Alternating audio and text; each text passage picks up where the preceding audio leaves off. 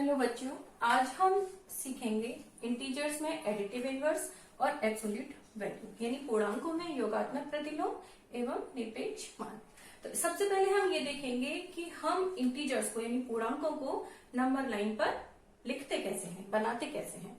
इसके लिए सबसे पहले हम ये करेंगे कि स्केल से एक लाइन खींचेंगे और उसके बीच में बिल्कुल बीच वाले जो पॉइंट है वहां पर हम पॉइंट बनाएंगे और वहां पर लिख देंगे 0। उसके बाद में इसके राइट हैंड साइड में और लेफ्ट हैंड साइड में दोनों तरफ बराबर दूरी पर कुछ पॉइंट बनाएंगे। इस तरीके से ये हमने पॉइंट बनाए और इसके बाद में राइट साइड में जो पॉइंट बनाए हैं वहां पर आप 1, 2, 3, 4 जहां तक भी आपने पॉइंट बनाए हैं वहां तक आप उनको नंबर दे देंगे। इसके बाद लेफ्ट साइड में भी आप 1, 2, 3, 4, 5 नंबर देंगे, लेकिन जो लेफ्ट साइड में नंबर देंगे वहां पर हमने क्या लगाएंगे, माइनस का साइन लगाएंगे, क्योंकि लेफ्ट साइड में जो इंटीजर्स होते हैं वो नेगेटिव होते हैं, माइनस वाले होते हैं, और राइट साइड में यानी दाईं तरफ जो इंटीजर्स होते हैं वो पॉजिटिव होते हैं यानी प्लस साइन वाले होते हैं।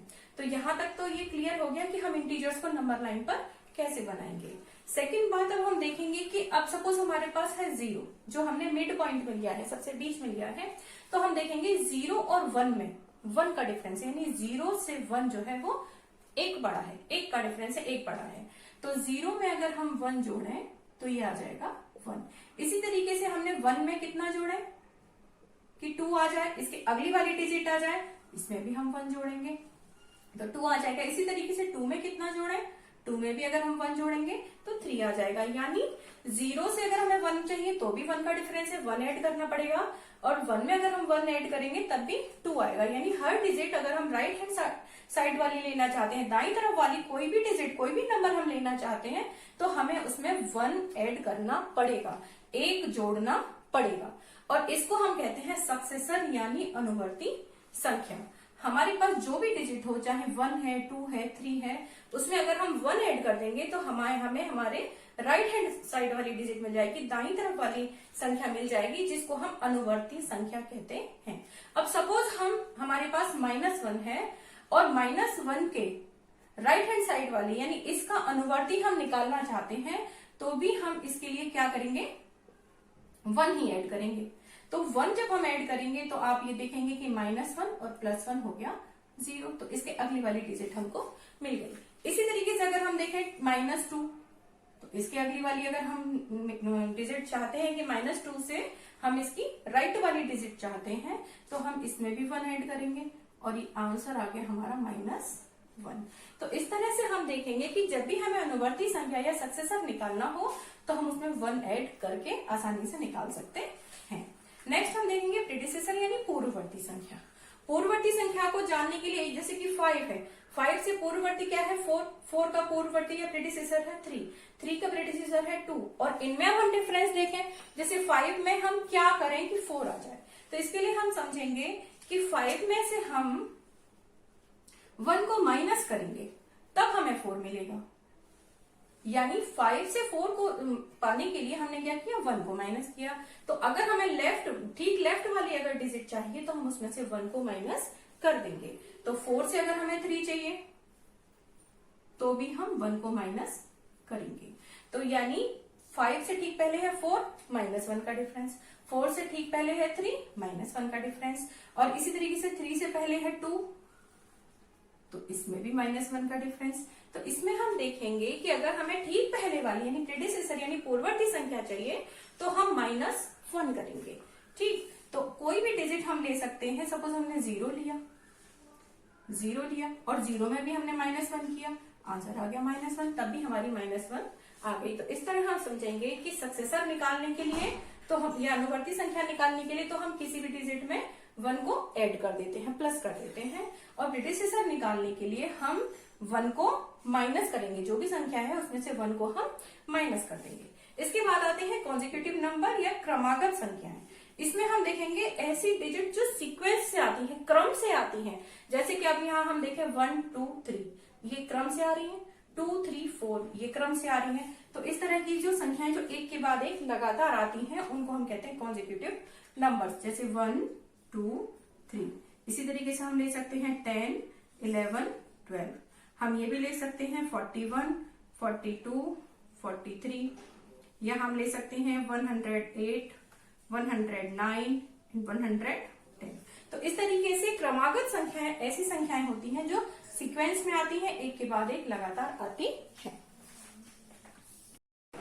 तो अब हम जानेंगे एडिटिव इनवर्स यानी योगात्मक प्रतिलोम के बारे में। इसमें हम देखें कि सपोज हम 0 पर हैं और हम 1 स्टेप यानी एक कदम दाईं तरफ चले, तो हमारे पास डिजिट क्या आ जाएगी 1। एक कदम अगर हम चले दाईं तरफ तो हमारे पास आ गया 1, और एक कदम अगर हम लेफ्ट की तरफ चले, बाईं तरफ चले, तो हमारे पास आ गया -1।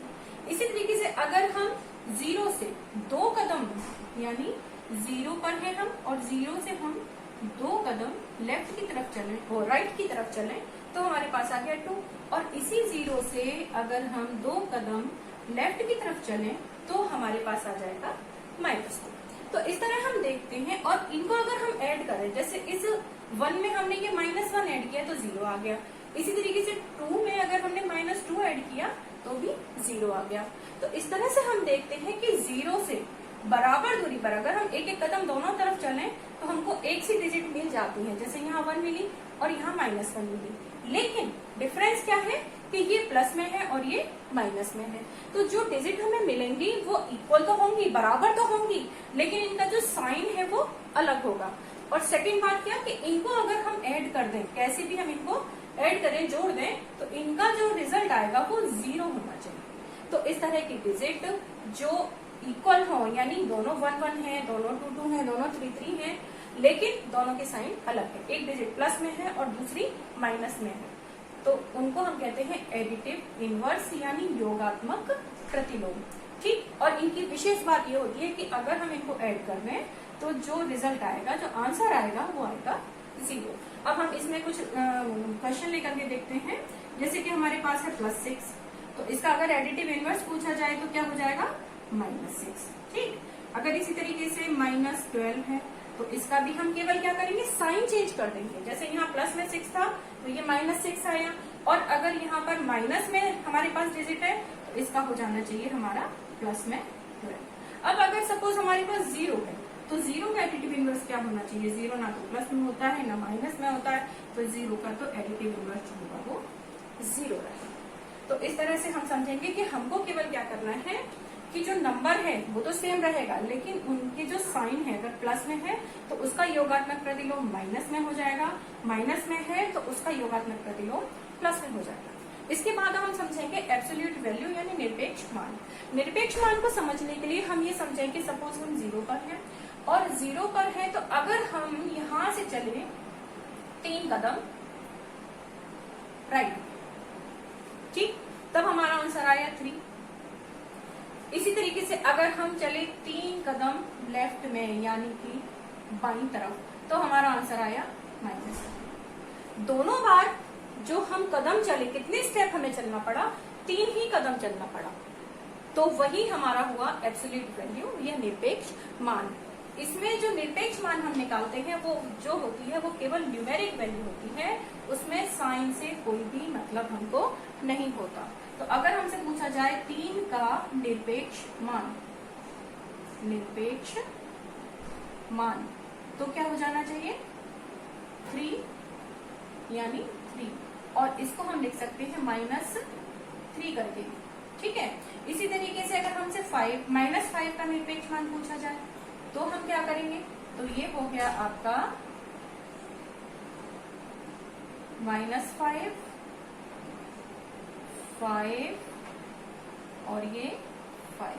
तो निरपेक्ष मान जो होता है वो उसमें केवल आपको साइन से, चिन्ह से कोई मतलब नहीं है कि प्लस में है या माइनस में है, उसकी जो न्यूमेरिक वैल्यू है यानी कितने स्टेप आप चले, चाहे आप लेफ्ट में चले चाहे राइट में चले, आपने जो भी किया, जो आपका न्यूमेरिक वैल्यू कितनी है, केवल उसी से आपको बताना है कि निरपेक्ष मान या एब्सोल्यूट वैल्यू कितनी है। तो बच्चों इसी तरीके से आप इंटीजर्स का एडिटिव इनवर्स और एब्सोल्यूट वैल्यू, इसी के साथ साथ सक्सेसर यानी अनुवर्ती संख्या, पूर्ववर्ती संख्या और क्रमागत संख्या, इनको हम देख लेते हैं कि सक्सेसर यानी कि अनुवर्ती संख्या, इसको निकालने के लिए हम क्या करेंगे, हर डिजिट में जो भी डिजिट है उसमें हम 1 ऐड कर देंगे। तो अगर हमारे पास डिजिट है A तो उसमें हम 1 ऐड कर देंगे तो सक्सेसर यानी अनुवर्ती संख्या निकल आएगी। नेक्स्ट है प्रेडिसेसर यानी पूर्ववर्ती संख्या। पूर्ववर्ती संख्या के लिए हमने सब में क्या किया, -1 किया है। तो अगर हमारे पास कोई भी डिजिट है उसमें से हमने 1 माइनस कर दिया तो वो आ गया पूर्ववर्ती संख्या। तीसरा है क्रमागत संख्याएं। क्रमागत संख्याएं वे जो सीक्वेंस से आती है, क्रम से आती है, जैसे 1 2 3 10 11 12। तो अगर आपसे कहा जाए कि 10 की 3 और क्रमागत संख्याएं या कॉन्जिक्यूटिव नंबर्स लिखिए तो आपको 11 12 13 आराम से लिख देंगे और आपका क्वेश्चन हो जाएगा। नेक्स्ट है योगात्मक प्रतिलोम। योगात्मक प्रतिलोम में आपको डिजिट वही रहेगी, संख्या वही रहेगी, लेकिन उसका जो साइन है वो हम चेंज कर देंगे। जैसे अगर प्लस में 6 है तो -6 हो गया, -12 है तो +12 हो गया, और 0 है तो 0 रहा। योगात्मक प्रतिलोम में जो संख्याएं होती हैं उनमें विशेष बात बस यही होती है कि अगर हम इनको दो ऐसी संख्याएं जिनको आपस में अगर हम जोड़ दें तो रिजल्ट 0 आ जाए, आंसर 0 आ जाए, ऐसी संख्याएं ही योगात्मक प्रतिलोम या एडिटिव इनवर्स होती है। तो इनको जानने के लिए तो केवल हम इतना ही करेंगे कि जो नंबर है 6 है तो 6 ही रहेगा, लेकिन उसका साइन हम चेंज कर देंगे तो हमारा आंसर आ जाएगा। नेक्स्ट हम देखेंगे निरपेक्ष मान। निरपेक्ष मान में भी सबसे आसान है निरपेक्ष मान। निरपेक्ष मान में हमको केवल जो संख्या है वो लिखनी है और उसके चिन्ह से प्लस में है माइनस में है उसको नहीं लिखना है। निरपेक्ष मान में हम केवल क्या करेंगे, जो न्यूमेरिक वैल्यू है उसको ही हम लिखेंगे और इस तरीके से आप अपने आंसर भी दे सकते हैं।